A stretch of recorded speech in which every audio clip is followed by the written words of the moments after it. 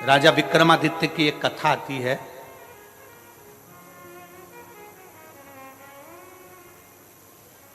कि राजा विक्रमादित्य एक बार बहुत सारे ब्राह्मणों को, संतों को भोजन के लिए बुला लिया।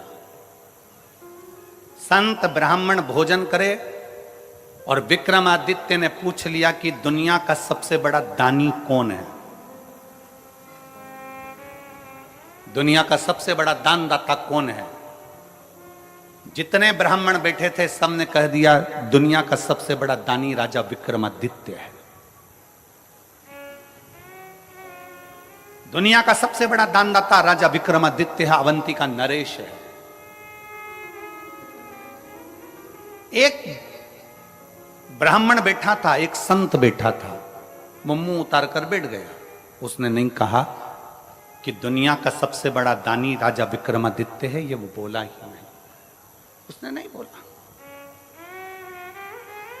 दुनिया का सबसे बड़ा दानदाता राजा विक्रमादित्य है, ये वो बोला ही नहीं, उसके मुख से शब्द नहीं निकला, आवाज नहीं निकली। राजा विक्रमादित्य ने देखा कि ये बहुत देर से बैठा है, चुप होकर बैठा है, सबने बोला पर ये नहीं बोला है, इसका मुख उतरा हुआ है, इसका चेहरा उतरा हुआ है, जरा मैं इससे पूछूंगा जरूर, इसके मन में कुछ चल रहा है। राजा विक्रमादित्य ने उसको बुलाया और बुलाकर पूछा, क्यों ब्राह्मण देवता, सबने कहा कि दुनिया का सबसे बड़ा दानवीर राजा विक्रमादित्य है, पर आपने नहीं बोला, क्या बात है? आपके मन में कोई संशय है, आपके मन में कोई प्रश्न है, आपके मन में कोई बात है? बताओ जरा, क्या बात है, क्या संशय है, क्या विचार है आपका? राजा विक्रमादित्य की बात सुनी तो ब्राह्मण को लगा अगर मैं बोल दूंगा, राजा के पक्ष की बात बोलूंगा तो मुझे इनाम मिलेगा, पर राजा के विपक्ष की बात बोलूंगा तो मुझे मृत्युदंड मिल सकता। अगर मैं राजा के विपक्ष का बोल दूं और राजा को बोल दूं कि आप सबसे बड़े दानी नहीं हो, तो हो सकता है मुझे मृत्युदंड मिल जाए, हो सकता है कि मुझे मृत्युदंड मिले। नहीं नहीं महाराज, ऐसी कोई बात नहीं है। राजा विक्रमादित्य ने कहा, नहीं महाराज, आप ब्राह्मण होकर झूठ नहीं बोल सकते। अगर ब्राह्मण होकर झूठ बोल रहे हो तो यह श्रेष्ठता नहीं है तुम्हारी।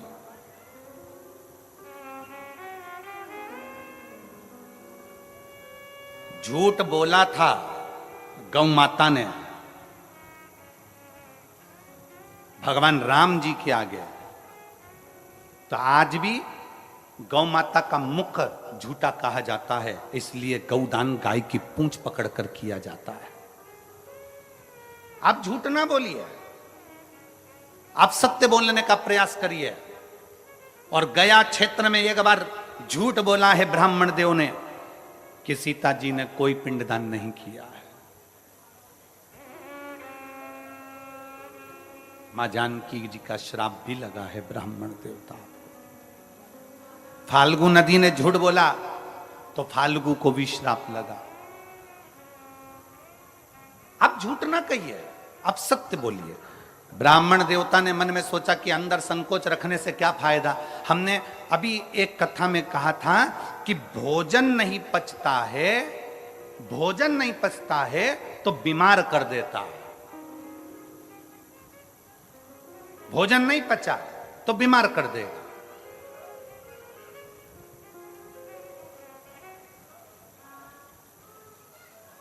यदि भोजन नहीं पचा तो हमको बीमार कर देगा, और किसी की बात नहीं पची तो चुगलखोर बना देती है। अगर बात नहीं पची और किसी ने कहा तुमसे ऐसा ऐसा ऐसा और बात नहीं पची ना, तो तुम 10 जगह जाकर कहोगे उसने तो मुझे ऐसा कहा था, उसने तो मुझे ऐसा बोल दिया था, उसने तो मुझे ऐसा कर दिया। चुगलखोर तुम्हें तुरंत बना देगा, एक चुटकी के अंदर चुगलखोर बना देगा अगर बात नहीं पची तो।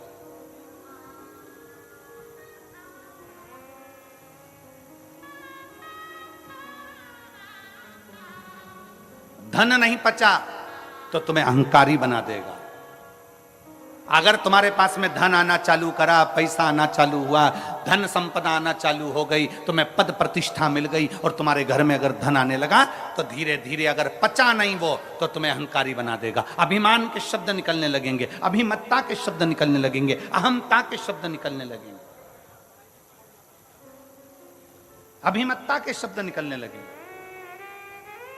भोजन नहीं पचा बीमार कर देगा, बात नहीं पची चुगलखोर बना देगी, और धन वैभव सत्ता नहीं पची तो तुम्हें अहंकारी बना देगी। अभिमत्ता अहम तुम्हें प्रदान कर दे अहंकार।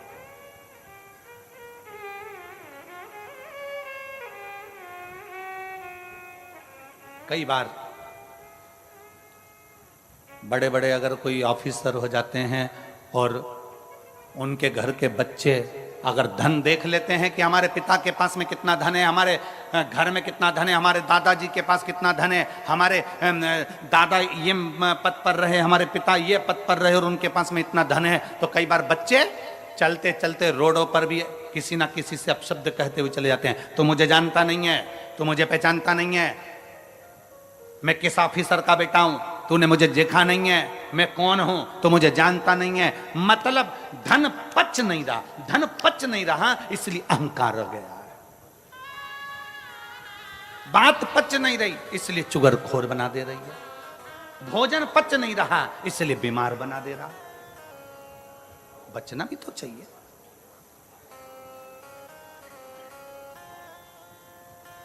भोजन पचेगा तो कभी बीमार नहीं होगे, बात पचेगी तो कभी चुगलखोर नहीं होगे, धन पचेगा तो कभी अहंकारी नहीं होगे।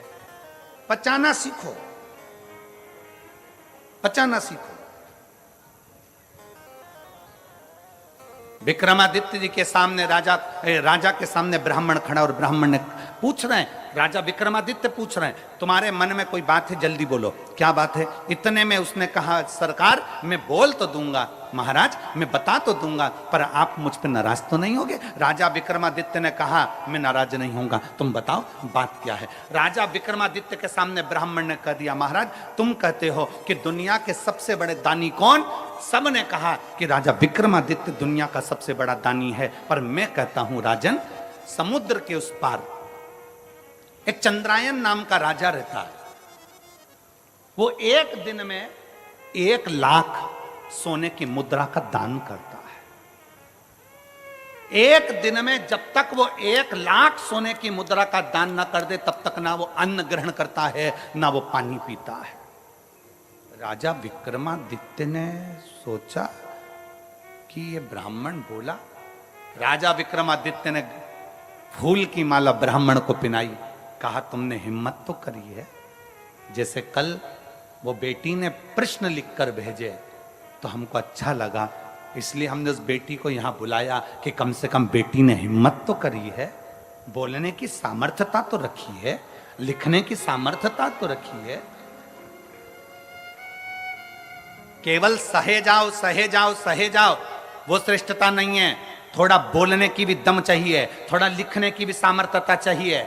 कम से कम उस बेटी ने लिखने की सामर्थ्यता तो करी, इसलिए उस बेटी को बुलाकर कल हमने बेलपत्र दी कि तुमने पत्र में प्रश्न अच्छे लिखे। ए गुरुजी,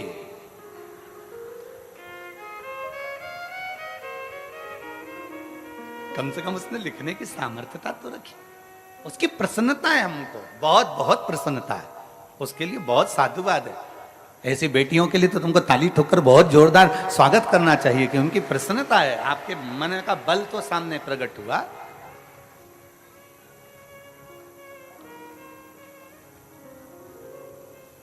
ये भीतर की प्रबलता है उसकी। राजा ने माला मंगवाई, ब्राह्मण के गले में पहनाई कि तुमने बोलने की सामर्थ्यता तो रखी। राजा को रात भर नींद नहीं आई, रात भर, कि ऐसा कौन सा राजा है जो 1 लाख सोने की मुद्रा रोज देता है, उसके बाद भोजन करता है, पानी पीता है, जरा मैं पता तो करूं।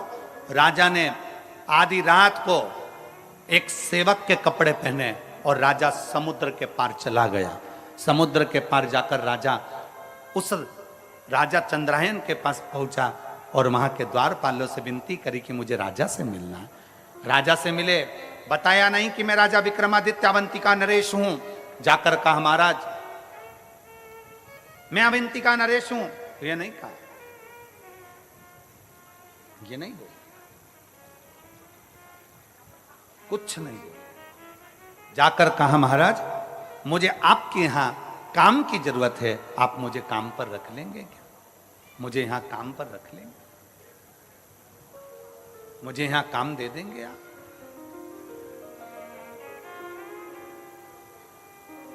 आप मुझे काम प्रदान कर देंगे? राजा चंद्रायन ने पूछा, तुम क्या काम कर सकते हो, बताओ, क्या काम करोगे तुम, वो बताओ। विक्रमादित्य ने कहा, राजा विक्रमादित्य एक सेवक के वेश में खड़े होकर कहते हैं, महाराज, जो कोई नहीं कर सकता वो काम में कर सकता, जो कोई ना कर सके। क्योंकि राजा विक्रमादित्य काम इसलिए कर सकता है, जो कोई नहीं कर सकता वो राजा विक्रमादित्य इसलिए कर सकता है क्योंकि राजा विक्रमादित्य के पास में बेताल था। बेताल को बोल देता तो सब काम हो जाता। तो उसको मालूम है कि जो कोई ना कर पाए वो राजा विक्रमादित्य कर पाए। ठीक है, राजा चंद्रायन को प्रसन्नता हो गई कि ऐसा सेवक मुझे मिल गया। द्वारपाल लगा दिया, उसको दरवाजे पर खड़ा कर दिया।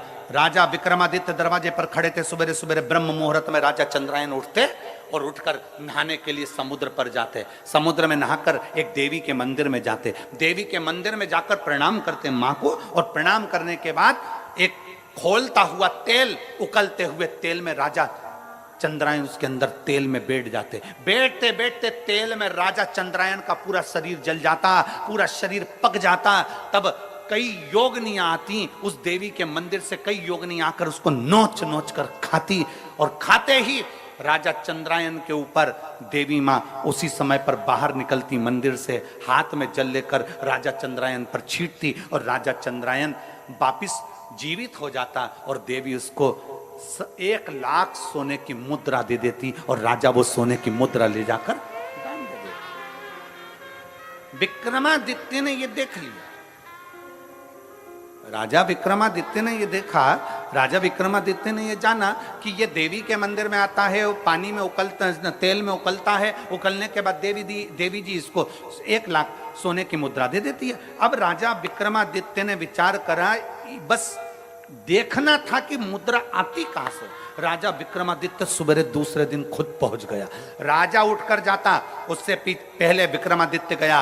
विक्रमादित्य जाते से ही स्नान करा, देवी को प्रणाम करा, खोलते तेल में खुद बैठ गया। उसका शरीर जला, जलने के बाद देवी प्रकट हुई। देवी ने प्रकट होकर जल छीटा, विक्रमादित्य जीवित हो गया। जीवित हुआ, देवी ने 1 लाख सोने की मुद्रा राजा विक्रमादित्य को देना चाहिए। राजा विक्रमादित्य ने कहा, मां, मुझे ये सोने की मुद्रा नहीं चाहिए। राजा फिर गया, नहाया, नहा के फिर खोलते तेल में कूद गया, वापिस कूदा, देवी ने फिर जीवित कर दिया। देवी जी ने फिर सोने की मुद्रा दी 1 लाख। राजा ने कहा, मुझे सोने की मुद्रा नहीं चाहिए। फिर गया, फिर नहाया, फिर कूद गया खोलते हुए तेल में। 7 बार राजा विक्रमादित्य खोलते हुए तेल में बार बार गिर रहा था।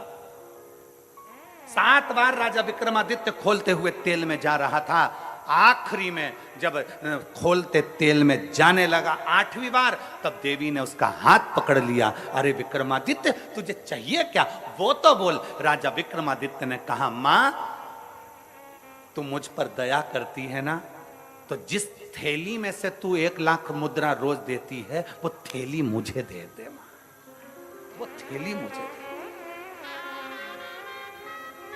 जिस 1 लाख मुद्रा तू जिस थैली में से रोज देती है, वो थैली मुझे दे दे। राजा विक्रमादित्य के हाथ में जगत जननी दुर्गा भवानी ने थैली दे दी। उसी समय मंदिर गायब हो गया, उसी समय मंदिर समुद्र में डूब गया, उसी समय पर सारी वो कड़ाव तेल का चले गया। इतनी देर में राजा विक्रमादित्य तो चले गए, इतने में चंद्रायन राजा आए। चंद्रायन राजा ने देखा, क्या तो देवी का मंदिर ही नहीं है, समुद्र में चले गया, ना तो कोई खोलता हुआ तेल है, ना कुछ है। राजा चंद्रायन घर पहुंचे और उनकी आंख में जल पड़ा था। पलंग पर सो गए, बीमार पड़ गए, चिंता में पड़ गए, मेरा नियम टूट जाएगा। मैं 1 लाख सोने की मुद्रा दान करता था, मेरा पूरा की पूरा नियम आज समाप्त हो जाएगा। 1 लाख सोने की मुद्रा दान करता था, आज मेरा पूरा नियम समाप्त हो जाएगा। पूरा क्या करूं मैं, क्या करूं, क्या करा जाए, कैसे करा जाए। बीमार पड़ा राजा, राजा बीमार, पूरे नगर में सूचना हो गई, पूरे नगर में, पूरे नगर। और पूरे नगर में जब सूचना हुई, पूरे नगर में जब सूचना हुई, सारे नगर में सूचना पहुंच गई, और पूरे नगर में जब सूचना पहुंची, सूचना होने पर मालूम पड़ा कि राजा बीमार पड़ गया। विक्रमादित्य राजा के पास में पहुंचे और राजा विक्रमादित्य ने कहा, महाराज आप बीमार क्यों पड़े हो? राजा चंद्रायन ने अपनी पूरी बात बता दी। विक्रमादित्य ने कहा, महाराज बीमार मत होइए, ये सोने की थैली लीजिए, रोज 1 लाख मुद्रा इसमें से निकाल लीजिए, दान कर दीजिए। राजा चंद्रायन ने पूछा विक्रमादित्य से, तुम्हारे पास ये थैली कैसे आ गई? महाराज जब आप मुझे सुबह अपने साथ लेकर गए, मैं दरवाजे पर खड़ा था, मैंने देखा आप खोलते हुए तेल में उकल रहे थे, चीख रहे थे, आपका दर्द मुझसे सहन नहीं हुआ, इसलिए देवी माँ की आराधना कर कर वो थैली में आपके लिए लेकर आ गया। ये लो थैली आपके पास में रखिए। वो थैली में आपके लिए लेकर आ गया, ये थैली आपके पास रखिए। ब्राह्मण को सूचना मिली कि राजा चंद्रायन को सोना उगलने वाली थैली विक्रमादित्य दिया है। तब राजा के दरबार में आकर ब्राह्मण चिल्लाकर बोला कि राजा विक्रमादित्य जैसा दानी दुनिया में कोई नहीं हो सकता। अगर वो थैली धमतरी वालों तुम्हें मिल जाती तो संसार के किसी व्यक्ति को वो सोना उगलने वाली, सोना देने वाली, 1 लाख स्वर्ण मुद्रा देने वाली थैली संसार के किसी व्यक्ति को मिल जाती तो कोई उस चंद्रायन राजा को नहीं देता, स्वयं दान करता, स्वयं करता। पर विक्रमादित्य वो दानी थे जो दूसरे का दुख देखा नहीं जाता था। उनको उकलते हुए तेल में देखा, उनको तड़पते हुए देखा, तो राजा विक्रमादित्य ने सोचा ये रोज तेल में उकलेगा, इसलिए मुझे ये देखा नहीं जाएगा, तो सोने की थैली दे दी। अब मत उकलना, ये सोने की मुद्रा तुम दान करते रहो, ये सोने की मुद्रा तुम देते रहो, ये सोने की मुद्रा तुम प्रदान करते रहो। दानी वो नहीं है जो बहुत सारा धन दे दे, दानी वो नहीं है जो किसी को वस्त्र दे दे, दानी वो नहीं है जिस किसी को पूंजी दे दे, दानी वो नहीं है जो किसी को स्वर्ण दे दे, दानी वो नहीं है जो बहुत सारा धन दौलत संपदा दे दे। दानी वो है जो दूसरे का चेहरा देखकर पहचान जाए कि इसके दिल में दर्द क्या है, इसको तकलीफ क्या है, इसको कष्ट क्या है, इसके अंदर इतना दर्द क्यों छुपा हुआ है, ये रोता क्यों है, क्यों इसकी आंख में आंसू है। दुनिया का सबसे बड़ा दान, अगर संसार का कोई दान सबसे बड़ा है तो वो प्रेम का दान है। आप किसी के दुख में शामिल हो जाएं, आप किसी के तकलीफ में शामिल हो जाएं, आप किसी के कष्ट को थोड़ा कम कर दीजिए, किसी के यहाँ जाकर उसके दुख को कम कर दीजिए, किसी के कष्ट को कम कर दीजिए, तो दुनिया के दानी कहलाओगे। इसलिए शंकर भगवान को ओघड़ दानी कहा जाता है। शिव जी को ओघड़ दानी इसलिए कहते हैं क्योंकि मेरा भोलेनाथ 1 लोटा जल चढ़ाने वाले का दुख नहीं देख सकता, उसका दुख तुरंत काट देता है, इसलिए उसको ओघड़ दानी कहते हैं। मेरे शंकर भगवान को ओघड़दानी इसलिए कहा जाता है क्योंकि वे दूसरे का दुख नहीं देख सकते, दूसरे की तकलीफ नहीं देख सकते, दूसरे का दर्द नहीं देख सकते। जो शंकर जी के मंदिर में गया, गरीब है, अमीर है, जैसा है, शिव को 1 लोटा जल चढ़ाता है तो उसके दुख को वो काट देता है, उसके दर्द को वो मिटा देता है।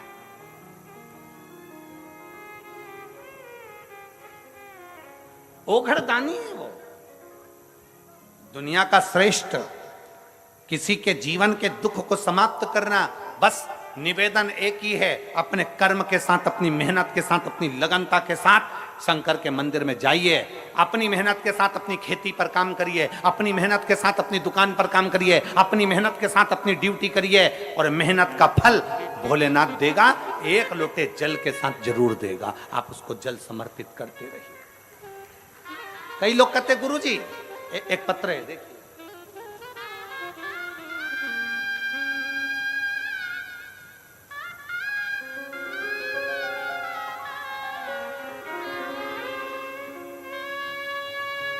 मैं नेहा मुकेश शुक्ला, निवास ग्राम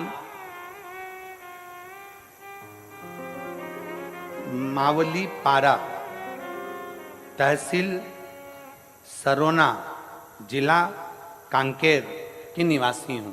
कहीं बैठी हैं? तो हाथ हिला सकती हैं। अगर कहीं बैठी हो, मैं नेहा मुकेश शुक्ला, निवास ग्राम मावली पारा, तहसील सरोना, जिला कांकेर की निवासी हूं।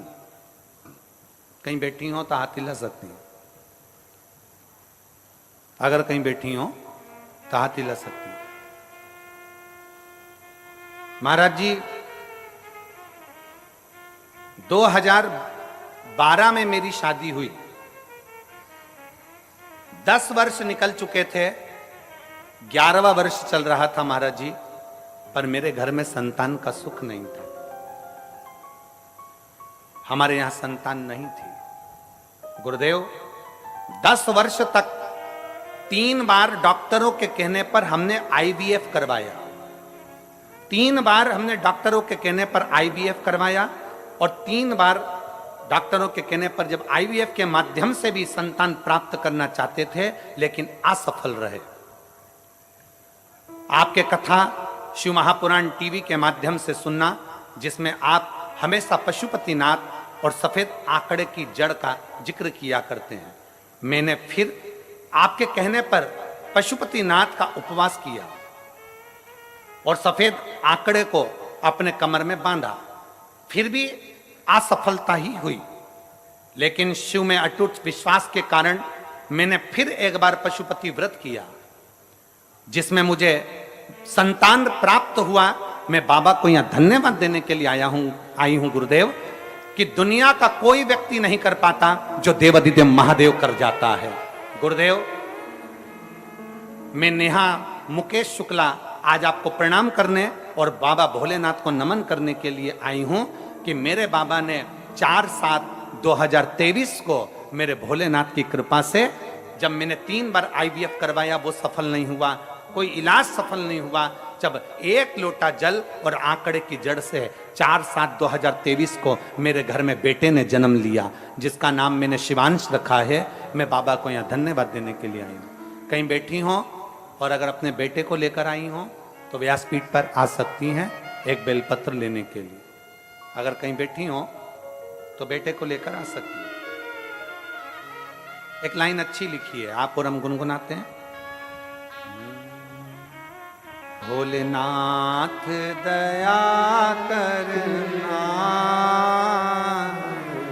मैं तेरे भरोसे हूँ। शंभुनाथ दया करना, मैं तेरे भरोसे हूँ। ना घर के भरोसे हूँ, ना परिवार के भरोसे हूँ। आप भी बोलिए, ना घर के भरोसे हूँ, ना परिवार के भरोसे हूँ। मेरे बाबा दया करना, मैं तेरे भरोसे हूँ। भोले बाबा दया करना, मैं तेरे भरोसे। आप उस पर आश्रित हो जाओ, और जब हम उस परमात्मा पर आश्रित हो जाते हैं तो वो परमात्मा हमें मिलता जरूर है। जब हम परमात्मा पर आश्रित हो जाते हैं तो परमात्मा सुनता जरूर है। जब हम परमात्मा पर आश्रित हो जाते हैं तो परमात्मा कृपा करता जरूर है। जब हम परमात्मा पर आश्रित हो जाते हैं तो वो परमात्मा हमारे साथ कदम से कदम मिलाकर चलता जरूर है, जरूर चलता है, कार्य करता जरूर है। और शंभु शरणे पड़ी, मांगो घड़ी रे, दुख का दया करी कृष्ण।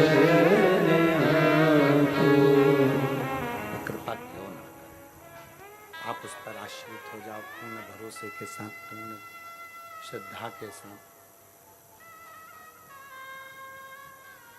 और जब पूर्ण श्रद्धा पूर्ण भरोसे के साथ जब हम आश्रित होंगे, पूर्ण श्रद्धा पूर्ण भरोसे के साथ जब हम आश्रित होंगे, तो क्यों ना सुनेगा वो? प्रेशर बढ़ाओ, प्रेशर। पूर्ण श्रद्धा पूर्ण विश्वास के साथ क्यों ना सुनेगा?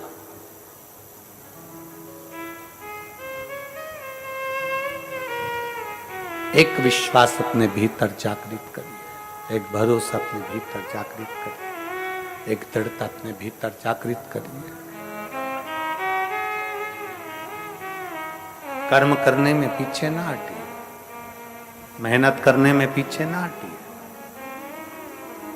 कल एक बेटी से मिलना हुआ, प्रसाद बना रही थी, वो अपने माता वगैरह के साथ आई थी। हमने पूछा, पढ़ाई कर रही हो गुरुदेव? एक बार मैंने प्रयास करा कंपटीशन एग्जाम का, 2 बार प्रयास किया, फिर मैंने छोड़ दिया, अब मैं एग्जाम वगैरह नहीं दे रही। मैंने कहा ठीक है। हमने कहा चाय पीती हो? वो हंसकर बोली कि गुरुजी ऐसी बात पूछ रहे हो, चाय नहीं पीते क्या हम? हमने कहा चाय पीती हो? कहां? हमने कहा एक आध बार तुम्हारी जीवान जली है? कहा गुरुजी एक आध बार, कम से कम कई बार हमारी जीवान जल गई चाय से। तो हमने कहा चाय पीना छोड़ दी? तो क्या कोई चाय पीना छोड़ते हैं क्या? हमने कहा जब चाय से जीवान जल रही है तो भी तुम चाय पी रहे हो, तो एक आध 2 बार अगर कंपटीशन एग्जाम में फेल भी हो गए तो फिर मेहनत करो, एक दिन सफलता तुम्हारे हाथ लगेगी जरूर।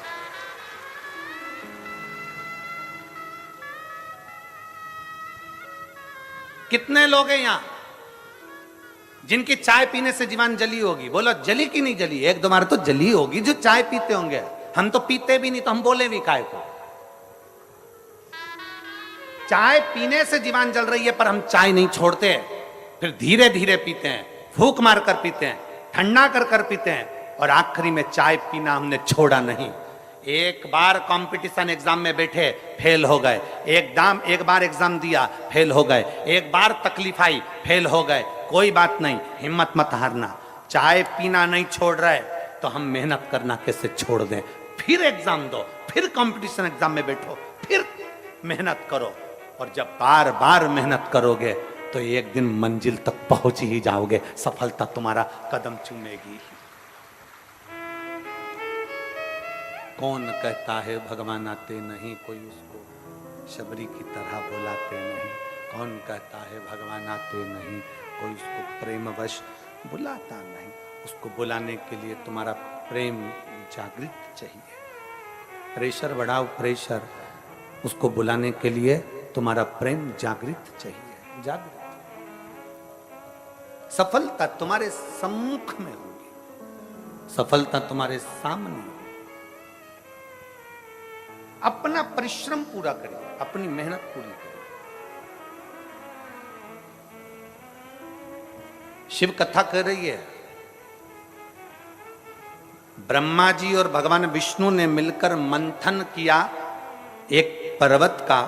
उस पर्वत में से खंभ प्रकट हुआ अग्नि का। उस अग्नि के खंभ में भगवान शंकर के शिवलिंग की आकृति प्रकट हुई।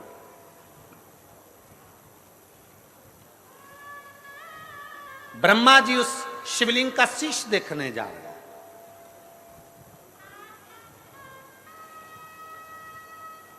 भगवान नारायण उसका चरण देखने जा रहे हैं। ब्रह्मा जी शीश देखने जा रहे हैं, नारायण चरण देखने जा रहे हैं। नारायण को चरण नहीं मिले, वापिस आ गए। ब्रह्मा जी ऊपर जाते जाते गौ माता को ले आए, केतकी के पुष्प को ले आए, केतकी का पुष्प लेकर आ गए। केतकी का पुष्प।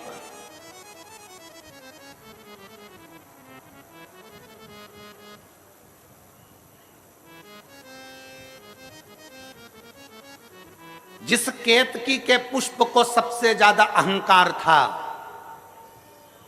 जितनी चीजों को अहंकार होता है शंकर उसको स्वीकार नहीं करते, शंकर भगवान उसको स्वीकार नहीं करते। कामदेव को अहंकार था, कामदेव को अहंकार था कि मैं सबकी समाधि को तोड़ सकता हूं, कामदेव का अहंकार था कि मैं बड़ा सुंदर हूं। रति के पति कामदेव अपने आप को कहते हैं कि मेरी सुंदरता बड़ी प्रबल है। शंकर नेत्र खोलकर उस कामदेव को जलाकर भस्म कर देते हैं। चंद्र को अहंकार था सुंदरता का, काया का रोग हो जाता है और चंद्र उसको मस्तक पर स्वीकार कर लेते हैं।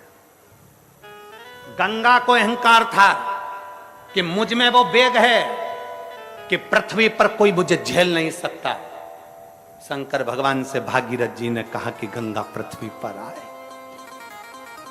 गंगा पृथ्वी किसके लिए आई? गंगा गंगा या मृत्यु लोक में आई किसके लिए? कि पुत्र सगर के तारे, राजा सागर, राजा सागर,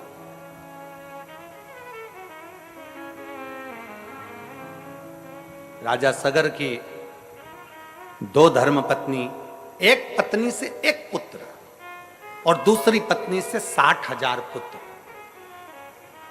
राजा सगर ने अश्वमेघ यज्ञ रखा।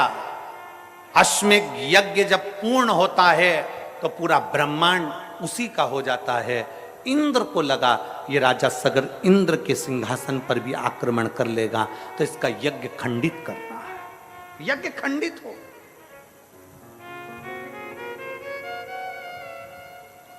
आपकी अगर कोई प्रतिज्ञा होती है ना, उस प्रतिज्ञा को अगर कोई खंडित करता है तो समझ लो कि खुद देवता आगे रहकर खंडित करवा रहा है, कहीं ये उस लेवल तक ना पहुंच जाए। इस जैसे इस बेटी ने लिखा, इस बेटी ने लिखा कि गुरुदेव मैंने एक बार पशुपतिनाथ का व्रत किया, एक बार सफेद आंकड़े की जड़ को बांधा, एक बार मैंने सफेद आंकड़े की जड़ का प्रयोग करा, मेरा नहीं हुआ, गर्भ नहीं ठहरा। 10 साल तक जब गर्भ नहीं ठहरा मैंने दूसरी बार फिर पशुपति व्रत करा। अर्थात आप जब कोई चीज पाना चाहते हो, आप कुछ अच्छा करना चाहते हो तो भगवान भी आपकी बहुत परीक्षा लेता है। एक बार पशुपति व्रत करा नहीं हुआ, 2 बार पशुपति व्रत करा नहीं हुआ, एक बार सफेद आंकड़े की जड़ बांधी, उतने में हताश हो गए कि हमने तो एक बार बांध के देख ली, हमने 2 बार बांध के देख ली, हमारा तो गर्भ ही नहीं ठहरा, हमने तो सियोर वाले महाराज की कथा 3-4 बार सुन के देख ली, हमारा तो गर्भ ही नहीं ठहरा, हमारा तो ये काम नहीं हुआ, हमारा तो वो काम नहीं हुआ। कभी कभी विचार करो, हिम्मत नहीं हारना है, प्रयास करते रहना है। एक बार अगर सफेद आंकड़े की जड़ बांधी है, दूसरी बार फिर बांधो, तीसरी बार फिर बांधो, थोड़ी थोड़ी महीने 2 महीने में प्रयास करते रहो, देगा वो। उसके दरवाजे से कोई खाली नहीं जाता। यहां इतने बैठे हो ना, 3 महीने के अंदर मेरा बाबा देवाधिदेव महादेव तुम्हारी झोली में क्या डालेगा ये वही जान सकता है। ब्रह्मा जी शिवलिंग का शीश देखने के लिए जाते हैं और भगवान नारायण शिवलिंग का चरण देखने के लिए जाते हैं। नारायण भगवान को चरण नहीं मिलता है, आकर कह देते हैं कि मुझे चरण नहीं मिला।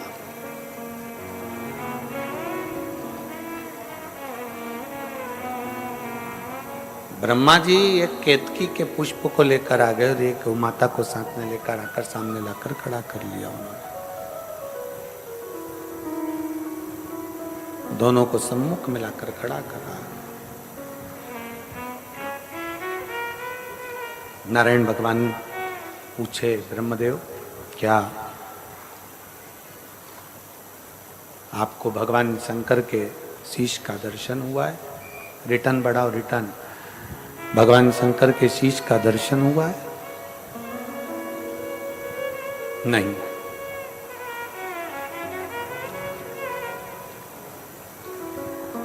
ब्रह्मा जी पहले तो सत्य बोल रहे थे, पर उन्होंने देखा कि मेरे पास में केतकी का फूल है और गौ माता है, तो उन्होंने सत्य को नकारते हुए झूठ को पकड़ लिया। सत्य को नकारा, झूठ को पकड़ा।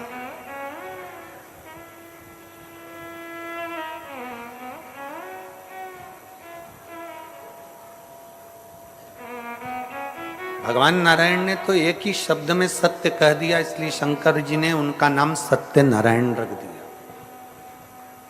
बोल सत्यनारायण भगवान की।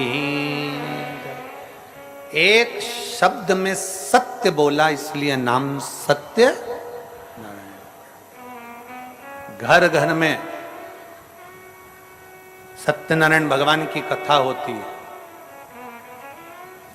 इधर हमको ये धमतरी जिले का तो नहीं मालूम, होती है इधर भी? हाँ ठीक है, होना चाहिए।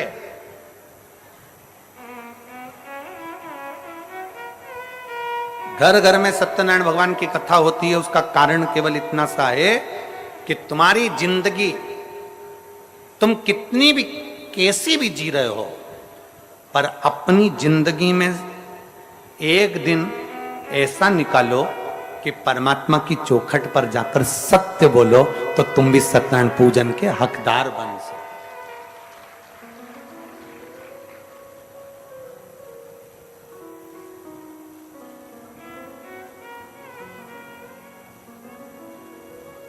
जितने पानी बांटने वाले हैं, मेरा आपसे करबद्ध निवेदन है, ये सब छांव में बैठे हैं, इनको पानी की जरूरत नहीं है। बोलो जी जी जरूरत है क्या तुमको? जो धूप में बैठे हैं ना 4-4 घंटे से, पानी आप उनको दीजिए। मेरा करबद्ध निवेदन है आप सबसे कि जो धूप में 4 घंटे से एक जैसे बैठे हुए हैं और बाबा की कथा सुन रहे हैं, नहीं अगर अंदर वालों को जरूरत हो तो हमें कोई दिक्कत नहीं है, पर मेरा विश्वास कहता है कि मेरी जीजियां इस बात के लिए मजबूत हैं कि इनको नहीं, जो बाहर बैठे हुए इंतजार कर रहे हैं, छोटे छोटे बच्चे गोदी में टंगे हुए हैं, छाता ले लेकर बैठे हुए हैं, इस पानी के पाउच की जरूरत और बोतल की जरूरत उनको है। उनको दीजिए जिनको जरूरत है।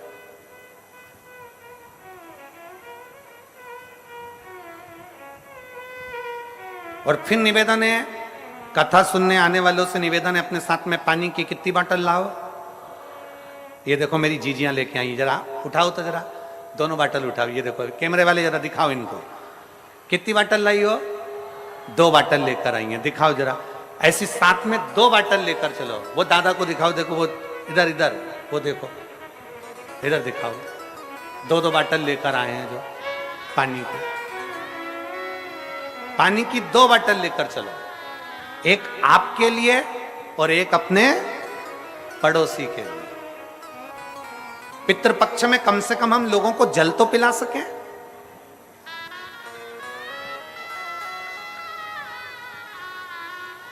बोलबम का नारा है, सारी समस्या का हल, जरा जम के बोलो, सारी समस्या का हल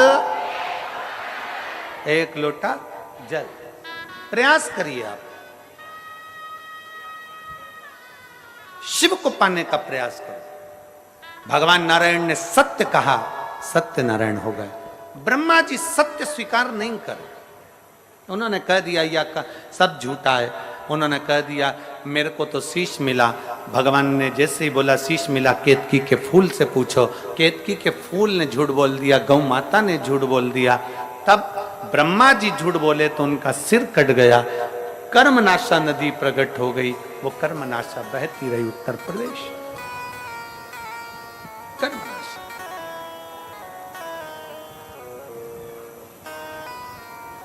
जैसे गंगा मां को अहंकार आ गया था कि मैं पृथ्वी पर आऊंगी और मेरे वेग को कोई नहीं झेल पाएगा। इंद्र को अभिमान आ गया था कि मेरी सत्ता कहीं राजा सगर ना ले ले, इसलिए उनके अश्वमेध यज्ञ के अश्व को चुराकर कपिल मुनि के आश्रम में बांध दिया गया था। और कपिल मुनि नेत्र बंद कर कर बैठे थे। सूचना मिली, और सूचना मिली कि पता करो कि अश्वमेध यज्ञ का अश्व कहां पर है। अश्वमेध यज्ञ का अश्व कहां है, पता करा जाए। जब अश्वमेध यज्ञ के अश्व का मालूम करने के लिए राजा सगर ने अपने 60,000 पुत्र को भेज दिया। कपिल मुनि के आश्रम में पहुंच गए। कपिल मुनि नेत्र बंद करके बैठे थे। अश्व इंद्र ने राजा सगर के अश्वमेध यज्ञ का अश्व कपिल मुनि के आश्रम में बांध कर रखा था। जो 60,000 राजा के पुत्रों ने देखा कि कपिल मुनि तुम नेत्र बंद करके बैठे हो, एक तरफ तो तुम ऋषि हो, एक तरफ तो तुम साधु हो, एक तरफ तो तुम तपस्वी हो, दूसरी तरफ तुमने अश्व को चुराया है। उन्होंने अश्व खोला, कपिल मुनि को अपशब्द कहा, कपिल मुनि को अपशब्द कहा, अपनी तीक्ष्ण तीक्ष्ण वाणियां दी। इसीलिए शिव महापुराण की कथा में हमने पहले कहा है, पानी घर में अगर फिल्टर का पीते हो तो वाणी भी फिल्टर कर कर दो, वाणी भी तो फिल्टर कर कर दो। जो मन पड़ा हम लोग वो बोल देते हैं, किसी ने कुछ बोला और तुमने अपशब्द कह दिया, किसी ने कुछ बोला तुमने आड़ा टेढ़ा कह दिया। जब पानी फिल्टर का पीते हो तो वाणी भी तो फिल्टर करो, किसको क्या बोलना है, कैसे आदर करना है, कैसे सम्मान करना है, क्या शब्द कहना है, क्या बोलना है, अपनी वाणी की फिल्टरता होना चाहिए। वाणी ऐसी बोलिए, मालूम है तुम लोगों को? बोलो जरा, वाणी ऐसी बोलिए जो मन का आपा खोए। पर आज के जमाने में वाणी ऐसी बोलिए जो तुमसे झगड़ा, पर उससे मत बोलिए जो तुमसे तगड़ा हो। जो तुमसे दमदार हो ना, उससे आड़ा टेढ़ा मत बोलना, नहीं तो ये कहीं दिया ना दम न हो। एक बार ये जीवान ने दांतों से कह दिया था, मेरे 32 भाई, मेरा ध्यान रखा करो, मैं बड़ी छोटी सी कोमल सी जीवान हूं, तुम्हारी बहन हूं, मुझे काट मत देना। 32 दांतों ने कहा, बहन तेरी सौगन, हम तुझे नहीं काटेंगे, पर बहन तेरे से निवेदन है, तू अपने 32 भाइयों का ध्यान रखना, किसी को आड़ी टेढ़ी मत बोल देना, नहीं तो एक ही में 32 की 32 निकल जाएगा। 32 की 32। ये जीवान भारी है, सबसे भारी काम करती है जिह्वा, बोलने में बिल्कुल एक्सपर्ट, एकदम तन्नाट। किसी ने बोला और तुमने जवाब दिया, किसी ने बोला, एक पत्र देखिए,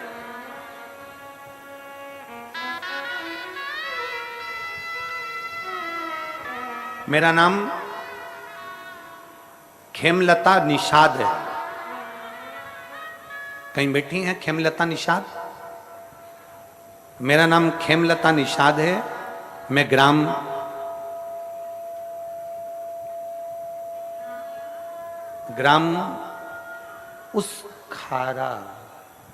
उसखारा है क्या है? उसखारा, जिला बालोद है। तुम समझ गए ना? हाँ, जाने दो तो फिर तो। उसखारा, जिला बालोद की रहने वाली हूं। कहीं बैठी हो तो हाथ हिला सकती हैं, देखिए हैं। हाँ, आ जाओ, एक बेलपत्र ले जाना, आ जाइए। उसखारा बालोद की रहने वाली हूं। मेरा मोबाइल नंबर ये है। सन 2022 में मैं सीहोर रुद्राक्ष महोत्सव में गई थी। एक उम्मीद के साथ गई थी कि मुझे वहां रुद्राक्ष मिलेगा और मेरा दुख कटेगा। पर बताऊं क्या, वहां तो लोग अंदर नहीं जाने दे रहे थे, सब लोग जा रहे थे वापिस। लोगों ने कह दिया था कि वहां रुद्राक्ष वितरण नहीं हो रहा है, रुद्राक्ष बंटना बंद हो गया, भगदड़ हो गई, ये हो गया, वो हो गया। सब लोग जाने लगे, मैं भी चली। गुरुजी, मेरा बेटा मुझसे कहता है तू यहां लेकर आई है, ना तो रुद्राक्ष मिला और ना मंदिर के अंदर जाने दिया, क्या फायदा हुआ, टाइम बर्बाद करा। मैं दुखी हो गई। मैंने मंदिर के अंदर तक नहीं गई और मंदिर की चौखट पे से ही एक कंकर उठा लाई, और कंकर उठाकर लाई तो पुलिस वाले मना कर रहे थे, चलो जाओ यहां से, चलो जाओ यहां से। तो हम वहां से कंकर उठाकर लेकर आ गए। रोते रोते हम अपने घर पर आ गए और वापिस हम कुबेर भंडारी के दरवाजे पर नहीं गए। हम बाबा का कंकर लेकर आए और बाबा से कहा, बाबा मैं मेरे बेटे को लेकर आई हूं इसलिए कि इसकी सरकारी नौकरी लग जाए। ये अप्लाई कर करके थक गया है, इसकी नौकरी नहीं लगती है। गुरुदेव, मेरा बेटा मुझको ही कह देता था कि भगवान कुछ नहीं करता, पर मैं अपने बेटे से कहती थी, वो सियोर वाला महाराज कहता है ना कि शंकर सुनता है, सुनेगा जरूर। सियोर वाला महाराज कहता है कि कुबरेश्वर धाम की धरा से कोई खाली नहीं जा सकता, तो बाबा बुलाएगा जरूर। गुरुजी, हम कंकर उठाकर लेकर आ गए और कंकर लाकर हमने अपने घर में रखकर उसकी पूजन चालू कर दी। मैं अपने बेटे से कहती कि इस पे जल चढ़ा, बेटा नहीं चढ़ाता। एक बार मेरा बेटा जिद पर अड़ गया कि मां, अगर तू कहती है कि सियोर वाला महाराज कहता है कि 3 महीने तक शंकर पर जल चढ़ाया गया, शिव जी सुनते जरूर हैं, तो बेटा कहता है एक बार मैं भी एक कंपटीशन एग्जाम देता हूं और शंकर को जल चढ़ाकर देखता हूं, 3 महीने में सुन लेगा तो मैं जान जाऊंगा कि सियोर वाले महाराज का शंकर बाबा भोलेनाथ सुनता है, नहीं तो मैं समझ जाऊंगा कि यह ढोंग और प्रपंच है। मेरे बेटे ने कंकर पर जल चढ़ाना प्रारंभ करा। 3 महीने तक जल चढ़ाने के लिए वो तैयार हुआ और बाबा की ऐसी कृपा हुई कि 1 महीने के अंदर सरकारी हॉस्पिटल में मेरा बेटे की नौकरी लग गई। मैं बाबा को यहां धन्यवाद देने के लिए आई हूं, मैं शिव को प्रणाम करने के लिए आई हूं। एक लाइन अच्छी लिखी है, मुझे मेरे बाबा ने बहुत कुछ दिया है, तेरा शुक्रिया, तेरा शुक्रिया, मुझे भोले बाबा ने बहुत दे दिया है, तेरा शुक्रिया, तेरा शुक्रिया, ये जायदाद दी है, औलाद दी है, मुसीबत में हर वक्त इमदाद दी है, तेरा ही दिया मैंने खाया पिया, तेरा शुक्रिया, तेरा शुक्रिया, मुझे भोले बाबा ने बहुत दे दिया है, तेरा शुक्रिया है, तेरा शुक्रिया।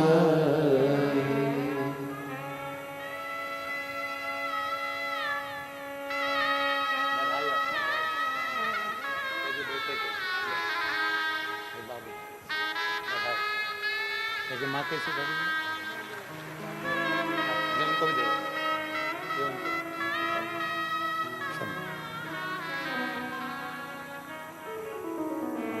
एक विश्वास शिव के प्रति रखिए, एक भरोसा शंकर के प्रति रखिए।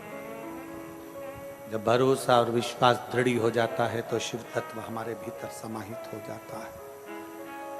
जब विश्वास और भरोसा दृढ़ हो जाता है तो शंकर हमारे करीब आ जाता है। हम विश्वास और भरोसे को दृढ़ नहीं बना पाते। पितृपक्ष की, श्राद्ध के समय की ये शिव महापुराण की कथा है।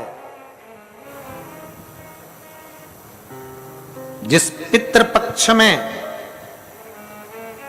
पितृदेव और महादेव दोनों एक साथ कृपा बरसाते हैं और जीव का कल्याण कर जाते हैं, दोनों एक साथ। आपका एक अन्न का दाना, आपका दिया गया एक अंश दान कितने लोगों का पेट भर रहा है, कितने लोगों को सुख प्रदान कर रहा है। आपके पानी की एक बोतल कितने लोगों को सुख प्रदान कर रही है। जरूरी नहीं कि बहुत बड़ा भंडारा करोगे तो दानी कहलाओगे। शिव महापुराण की तो कथा कहती है, अगर एक छोटा सा पानी का आचमन भी किसी को करा दोगे तो भी दानी कहलाओगे। किसी भूखे को एक दाना भी खिला दोगे तो भी दानी कहलाओगे। छोटा सा दान, छोटा सा पुण्य, छोटा सा सत्कर्म,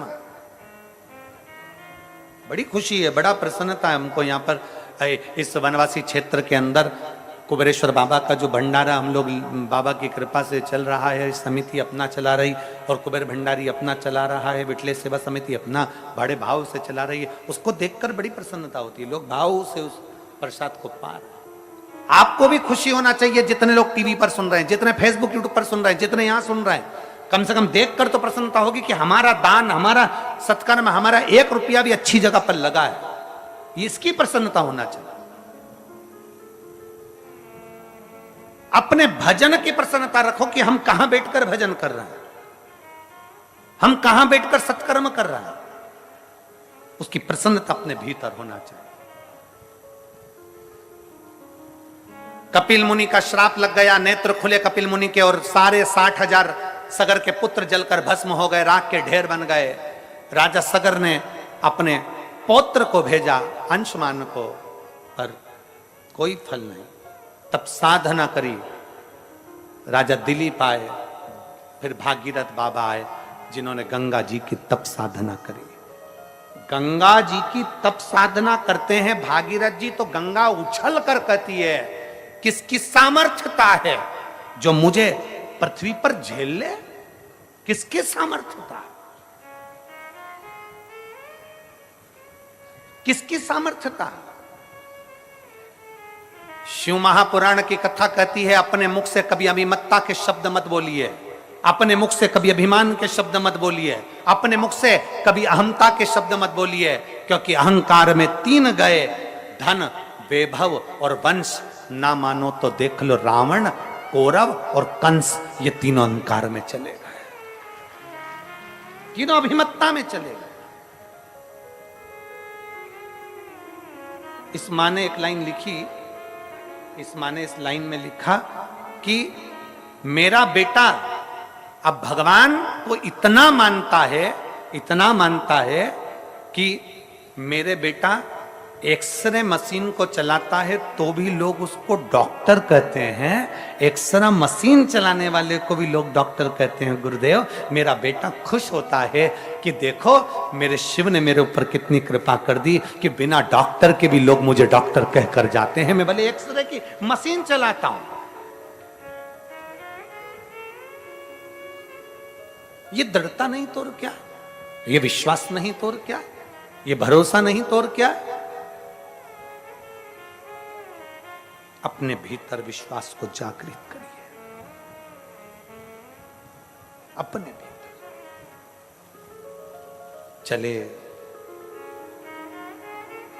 गंगा मैया ने अहंकार का शब्द कह दिया, गंगा मैया ने अभिमत्ता का शब्द कह दिया, मुझे कोई झेल नहीं सकता। भागीरथ बाबा ने हाथ जोड़कर कहा, मां मैं मानता हूं आपको पृथ्वी पर कोई झेल नहीं सकता, मैं मानता हूं आपको पृथ्वी पर कोई झेल नहीं पाएगा, पर मां मेरा विश्वास कहता है पृथ्वी के देव, देव अधिदेव महादेव, मेरा विश्वास कहता है कि पृथ्वी के देव, देव अधिदेव महादेव आपको झेल सकते हैं। मां गंगा, पृथ्वी के देव, देव अधिदेव महादेव आपको झेल सकते हैं। गंगा जी बोली, गंगा जी ने कहा कौन महादेव, कौन महादेव? जो विष को पिए हैं वो महादेव, जो नंदी की सवारी करते हैं वो महादेव, जो राख लपेट कर रहते हैं वो महादेव। गंगा कहती है मेरी सुंदरता और मेरा तेज महादेव नहीं झेल सकते। इतना शब्द सुनना था, भागीरथ जी की आंख में से जल बह गया। मां मैंने उन्हीं की आराधना कर कर तुमको पाया है। हे मां, मैंने उन्हीं की आराधना कर कर तुमको पाया है। उनकी आराधना के बिना तो आप भी मुझे नहीं मिली थी मां। ये मेरा विश्वास कहता है मां, आपको शिव अपने जटा में, अपने हाथों में जरूर झेल लेंगे, आपको शिव झेलेंगे। गंगा ने फिर अहंकार का शब्द कह दिया, गंगा जी ने फिर अभिमत्ता का शब्द कह दिया। कह दो भोलेनाथ से गंगा पृथ्वी पर आने को तैयार है।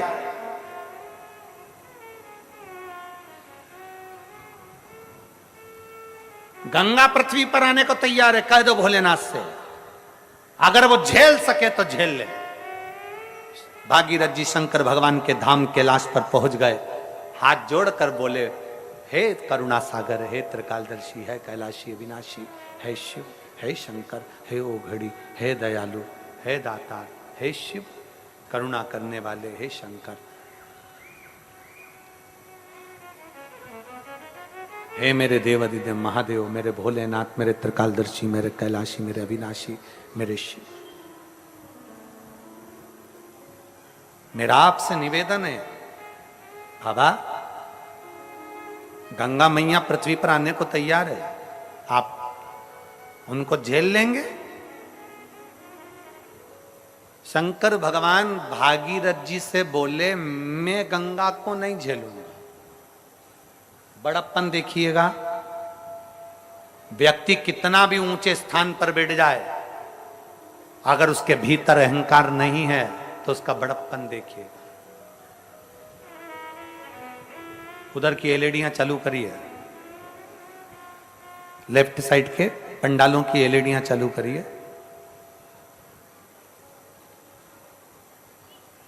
बड़प्पन देखिए मेरे भोलेनाथ का। मेरे शंकर भगवान ने कहा, मेरे ओघड़दानी ने कहा, मेरे शंभू बोले, मेरे शिव बोले, गंगा को मैं नहीं झेल सकता, गंगा को मैं नहीं झेलूंगा। तो भागीरथ जी बोले, फिर गंगा सही कह रही है कि मेरा वेग कोई नहीं झेल सकता। आप नहीं झेलेंगे तो कौन झेलेगा? शंकर भगवान कहते हैं, गंगा को जाकर कह दो कि उसको हाथ में झेलने की जरूरत ही नहीं पड़ेगी, उसको तो मेरे बाल ही काफी हैं झेलने के लिए। केवल मेरा केश, केवल मेरे बाल गंगा को झेलने के लिए काफी हैं।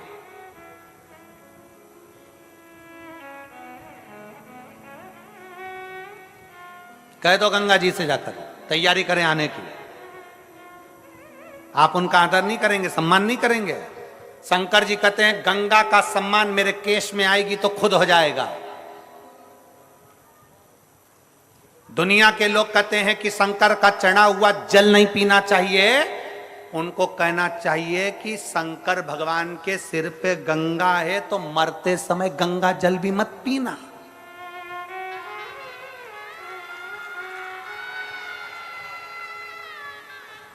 शंकर के सिर पर गंगा है, तुम कहते हो शंकर पे चढ़ा हुआ जल मत पियो, तुम कहते हो शंकर पे चढ़ी हुई बेलपत्र मत खाओ, तुम कहते हो शंकर पे चढ़ा हुआ जल मत पियो, तो फिर गंगा जल क्यों पीते हो? मरते समय घर के लोग दौड़ के जाते, जल्दी गंगा जल लाओ, आखिरी सांस चल रही है, निपटने वाला है, जा रहा है। ये श्राद्ध भी हमको ज्ञान देते हैं कि जिंदा हो जब तक अपने मोबाइल की डीपी बदलते रहो, निपट जाओगे तो एक ही फोटो दीवार पे टंग जाएगा, बदल ही नहीं पाओगे, बदल ही नहीं पाओगे। ये श्राद्ध भी हमसे कहते हैं, जिंदा हो तो कथा में जाओ, जिंदा हो तो भजन करो, जिंदा हो तो दान करो, जिंदा हो तो सत्कर्म करो, जिंदा हो तो कीर्तन करो, कुछ पुण्य कर लो, कुछ तुमसे बन जाए, दान पुण्य संकीर्तन स्मरण भजन कीर्तन जो बन जाए वो कर लो, जिंदा हो तो। मरने के बाद तो इतना बड़ा फोटो सबके टंगेंगे, इतना बड़ा फोटो सबका टंग जाता है। महिलाएं मरती हैं तो सिर पे ऐसा पल्लू मल्लू रख के फोटो बनता है और मुस्कुराती हुई नजर आती है ऐसी, और घर के लोग खीर और पूड़ी मिला के फोटो पे चिपका देते हैं। अम्मा मुस्कुराती है, फोटो पे पूड़ी और खीर चिपकी रहती है। साल भर खीर पूड़ी चिपकी रहेगी, अगले साल फिर चिपक जाएगी। अगले साल जिंदा हो, खूब अच्छे से बोलो, जिंदा हो, बहुत एंजॉय की जिंदगी जियो। हम तो यहां तक कहते हैं तुम्हें दान नहीं करना मत करो, किसी को 1 रुपया नहीं देना मत दो, कम से कम जितना कमा रहे हो उसका कम से कम 20% अपने ऊपर तो खर्च करो। बेटा कटे हुए सेव फल का मोबाइल चला रिया, क्या बोलते रहे उसको, एप्पल। बेटा इतना बड़ा मोबाइल चला रिया एमराइट का, ना जाने कौन कौन सी कंपनी का, और घर का पिता दिन भर दुकान दुकान, नौकरी नौकरी नौकरी, और दुकान नौकरी में लग के इतना बड़ा मोबाइल बस हाथ में। उससे पूछा क्यों? बेटा तो बड़ा मोबाइल रखता, तू नहीं रखता। मेरा इससे काम चल जाता है। क्यों? बेटा तो एक से बढ़कर एक जीन्स लेने बाजार में जाएगा 1500, 2000, 500 की। क्यों? तुम्हारे कपड़े, मेरे पास तो अलमारी भरी पड़ी हुई है। बेटा एक से बढ़कर एक फैशन करे, और बाप कमा कमा कमा कमा कमा कमा मर जाए। माँ बहू तो एक से बढ़कर एक पार्लर में जाती 2000 दे के, धागे से ना जाने कई कई करवा करवो क्या जाती है।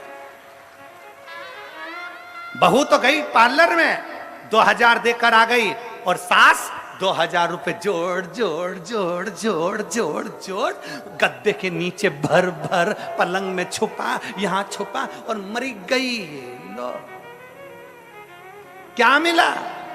जितना कमाओ किसी को नहीं दे सकते मत दो, किसी को 1 रुपया नहीं दे सकते मत दो, कम से कम अपने ऊपर खर्च करो, अच्छे से खाओ, अच्छे से अपनी जिंदगी जियो, फुल एंजॉय के साथ। लोग कहते हैं गुरुजी मेरे को तो दुकान में काम करना रहता है इसलिए कपड़े ऐसे पहन लेता हूं। काय को पहनो? दुकान पर नौकर भी आता है तो चकाचक दिखता है, तो तुम सेठ होकर भिखारी जैसे दिखो, क्या मतलब का? नौकर भी भोजन करने की छुट्टी मांग लेता है। बोलो री जीजियो सही है कि गलत है? नौकर भोजन करने की छुट्टी मारता है, आराम से बैठकर आधा घंटा भोजन करता है प्रेम से, और तुम सेठ होकर भी चलते फिरते टिफिन में से निकाल निकाल के खाते हो, चलते फिरते चलते फिरते चलते फिरते। पत्नी कह रही खाना खा लिया? हाँ। नौकर घर पे जाके गरम रोटी खाता है, और जो कमारिया सेठ बनकर वो टिफिन में सवेरे 9 बजे की बनी हुई रोटी दोपहर में 2 बजे मुंडे में खा रहा, पानी निकल निकल कर। किसके लिए खा रहे हो? अपना अपने ऊपर खर्च करो, मत दो किसी को, नहीं देना है बिल्कुल मत दो, 1 रुपया मत दो, पर अपने ऊपर खर्च करो, नहीं तो एक दिन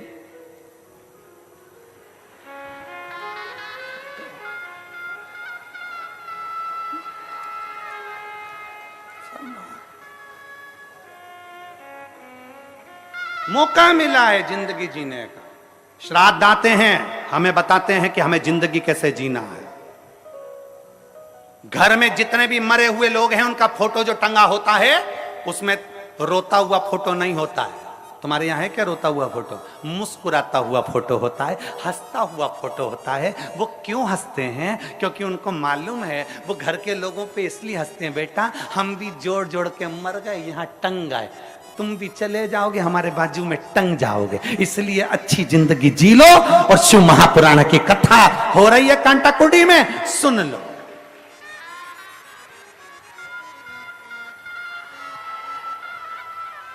धमतरी से कथा सुनने के लिए अगर कांटाकुटी आ रहे हो, पड़ोसन से पूछ लो चल रही है क्या? भगवान की कृपा से मेरे यहाँ गाड़ी है, बाबा ने बाबा के लिए दी है, गाड़ी खाली है, चल तू भी चल। गाड़ी खाली आ रही है, 2-4 को और बिठा लाओ, चलो कथा सुनेंगे, चलो सत्संग करेंगे, चलो स्मरण करेंगे, चलो शिव भक्ति करेंगे। और बाबा से प्रार्थना भी करना, पड़ोसन हो जो पड़ोसी की गाड़ी में बैठ के आए, भगवान से प्रार्थना करना हमारे पड़ोसी के 4 गाड़ी और आ जाए, अगली बार सीओर वाला महाराज आए तो 4 गाड़ी भर कर जाए। जोड़ा जोड़ा जोड़ा आखिरी में छोड़ा।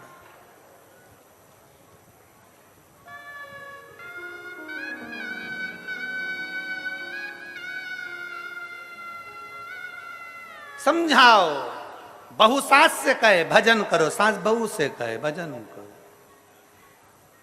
अरे दिन भर फोन चलाए मेरी सासू जी, शिव पुराण में ना जाए मेरी सासू। अदरक कूट के चाय पी जाए मेरी सासू जी, कभी कथा में ना जाए मेरी सासू जी, दिन भर मिनक निकाले मेरी सासू जी। कहां चित्त भरे, उसको समझाओ।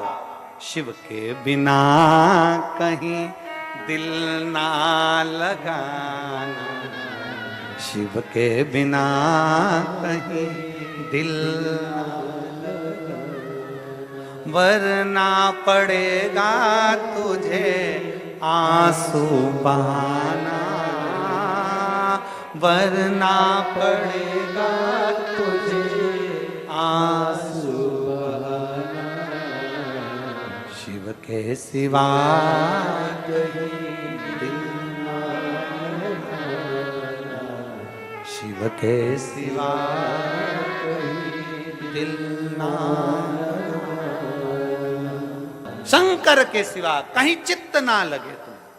गंगा को तो मेरे केस संभाल लेंगे। गंगा के पास खबर पहुंची, भागीरथ जी ने कहा कि आप आइए पृथ्वी पर। संभालेगा कौन? भागीरथ जी ने कह दिया शंकर भगवान के केस। गंगा हंसकर बोली मुझे और केस, मुझे और केस हो ही नहीं सकता, हो ही नहीं सकता। तो चलो मां। गंगा पृथ्वी पर आने के लिए जो आई, इतने वेग से आई, इतने वेग से शंकर जी तो अलमस्त होकर खड़े हो गए। और गंगा मैया यहाँ जाए वहां जाए, शंकर की जटा ऐसी विशाल थी, उन्होंने घुमाना चालू करा, गंगा को अंदर ही भर लिया। अब गंगा अंदर छटपटाने लगी, बाहर कैसे निकलूंगी, कैसे बाहर निकलूंगी।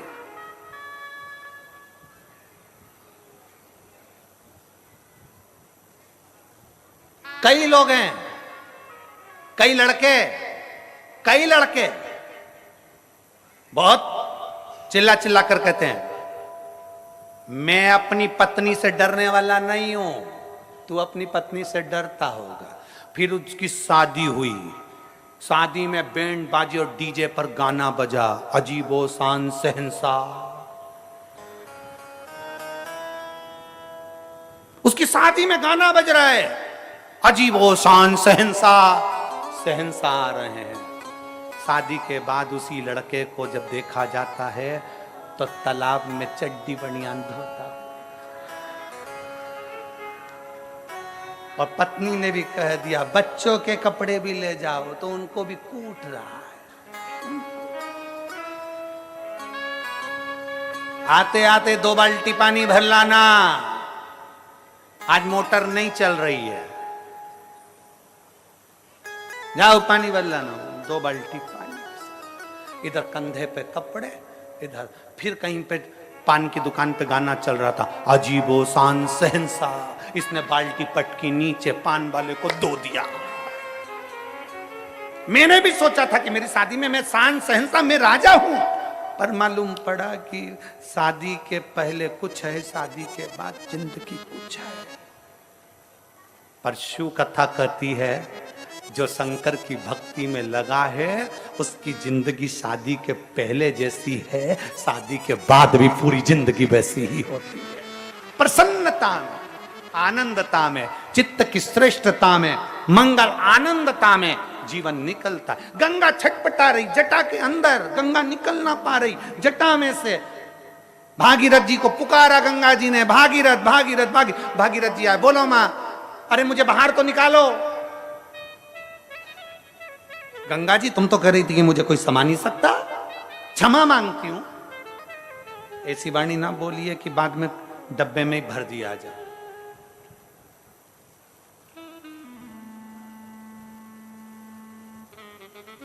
बीस लाख की गाड़ी में घूमने वाले भी आखिरी में 20 रुपए के लोटे में भर के गंगा जी पहुंच जाते हैं। 20 लाख की गाड़ी में घूमने वाले भी 20 रुपए के लोटे के अंदर भरा के गंगा जी पहुंच जाते हैं। 2 करोड़ की गाड़ी में घूमने वाले भी एक दिन 2 रत्ती की राख बन जाते हैं।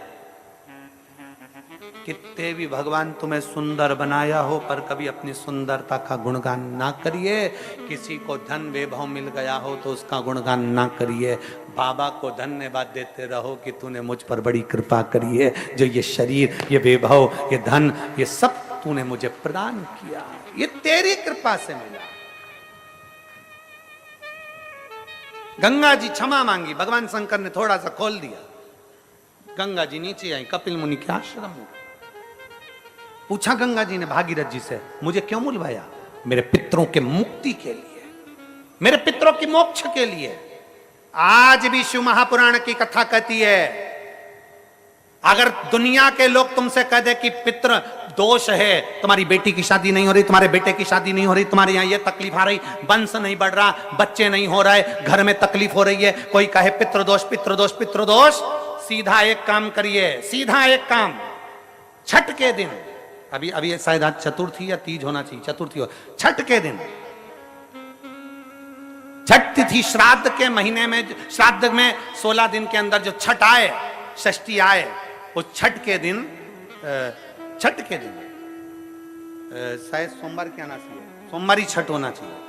छठ के दिन गंगा जल एक कटोरी में रख लो, गंगा जल नहीं हो तो कटोरी के अंदर जल और उसमें एक बेलपत्र डाल के रख लो। उस गंगा जल को अपना जो पानी का मटका होता है, हंडा होता है, घर में पानी पीने की जगह होती है, उस कटोरी को वहां रख दो और छठ के दिन रखकर सप्तमी के दिन उस कटोरी को उठाकर उसका जल अपने घर में घुमाकर शंकर के शिवलिंग पर समर्पित कर दो। दुनिया का कैसा भी पितृदोष होगा वो समाप्त हो जाएगा। कामना कर कर छठ के दिन जिस लड़का लड़की का विवाह ना हो, सोमवार की छठ पड़ेगी, जिस बच्चे का विवाह ना हो, अगर अशोक सुंदरी की जगह पर, काय का आवाज आ रहा है बार बार बार बार, कोई तार फाल्ट हो रहा है, देखिए बार बार आवाज आ रहा है। छठ के दिन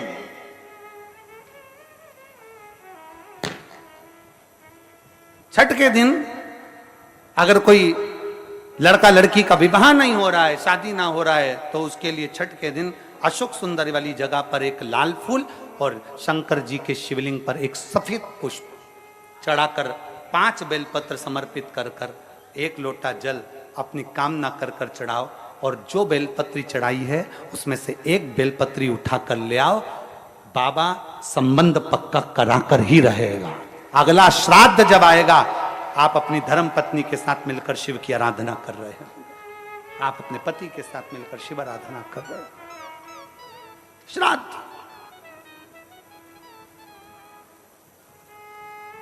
हमने जितने लोग मिस कॉल दिए हैं, और मिस कॉल जो लोग दिए हैं, हमारे जो नंबर है मिस कॉल का, उस पर जो लोग मिस कॉल दे रहे हैं, हम प्रतिदिन श्राद्ध पक्ष का एक ना एक उपाय मिस कॉल वालों के मोबाइल पे व्हाट्सएप पर रोज पहुंचाने का प्रयास कर रहे हैं, जिससे आप उसको अच्छे से कर सकें और अपने जीवन को सार्थक बना सकें।